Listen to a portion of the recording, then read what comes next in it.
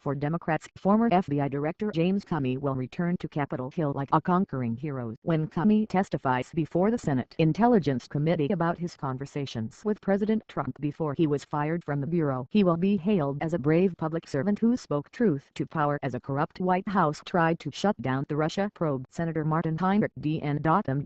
called Comey's opening statement, which was published Wednesday, devastating. Representative Adam Schiff, D. California, the ranking member on the House Intelligence Committee, asked if Comey's refusal to pledge loyalty to the president cost him his job. Donald Trump appears to have obstructed justice, said Senator Edward Markey, D. Mass. Not long ago, however, Comey was viewed as having interfered in the 2016 presidential election to the Democrats' detriment to an even greater extent than the Russians. Remember, Comey was more than happy to talk about my emails, but he wouldn't talk about the investigation of the Russians. Hillary Clinton recently told a tech conference so people went to vote on November 8, having no idea that there was an active counterintelligence investigation going on of the Trump campaign even after the hacking of John Podesta, WikiLeaks, and all the other Russian meddling in the election. Clinton declared at an earlier New York City event, "If the election had been on October 27, I would be your president." Senate Minority Leader Chuck Schumer, D.N.Y., was appalled by the pre-election letter from Comey to Congress announcing he was reopening the investigation into Clinton's emails. "I do not have confidence in him any longer," Schumer said. Schumer's predecessor as Senate Minority Leader, then Senator Harry Reid, D. Nevada, accused Comey of violating federal law. "I am writing to inform you that my office has determined that these actions may violate the Hatch Act, which bars FBI officials from using their official authority to influence an election," Reid wrote in a letter. "My confidence in the FBI director's ability to lead this agency has been shaken," said Representative Hank Johnson, DG8. "The FBI director has no credibility," concurred Representative Maxine Waters, D. California. "Maybe he's not in the right job," offered House Minority Leader Nancy Pelosi, D. California. "He embarrassed this nation. He possibly influenced the outcome of a presidential election, and he should not hold any position of trust whatsoever in our government," protested Representative G.K. Butterfield, D.N.C., who previously chaired the Congressional Black Caucus. Representative Steve Cohen, D.10, penned a column calling on Comey to resign his position as director of the FBI. The criticism of Director Comey is strongly bipartisan and has come from many experts in the field of justice. Cohen wrote in November, "The last time Comey appeared before Congress, in fact, he angered Democrats by badly misstating the number of emails